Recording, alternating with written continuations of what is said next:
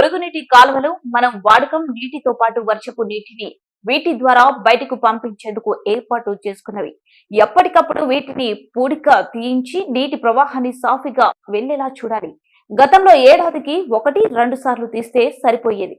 కానీ నేడు ప్లాస్టిక్ వినియోగం పెరిగిన తర్వాత యూజ్ అండ్ త్రోకు అలవాటు పడిపోయాం.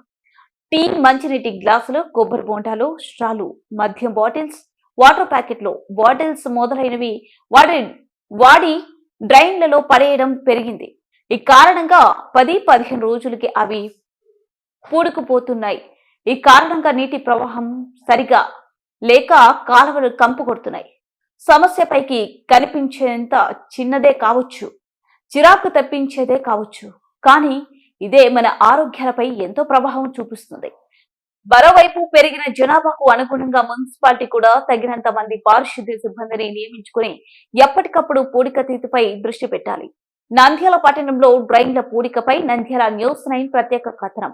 నంద్యాల పట్టణ వాసులు ఆవస్థలు అన్ని ఇన్ని కావు.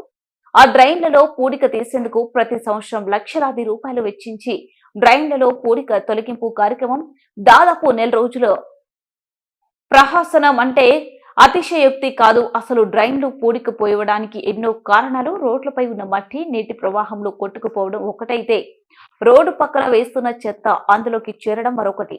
కొందరు అవగాహన రాహిత్యంతో చెత్తను నేరుగా డ్రైన్లలో వేయడం ఈ సమస్యను మరింత జటిలం చేస్తుంది. ఈ కారణంగా పూడిక తీసిన 2-3 నెలలకే మళ్లీ యథాతథ స్థితికి చేరుతున్నాయి. డ్రైన్లలో చెత్త వేస్తే అది కొట్టుకుపోతుందని కొందరు భావిస్తుంటారు, అందుకు ఇలా వేస్తున్నారు. అసలు చిన్నపాటి డ్రైన్లలో ఈ చెత్త ఎలా ముందుకు వెళ్తుందని అర్థం చేసుకోవాలి. ప్లాస్టిక్ వ్యర్థాలు, చెత్త చెదారాలను పారివేయడంతో ప్రధాన కూడళ్ల వద్ద పేరుకుపోతుంది.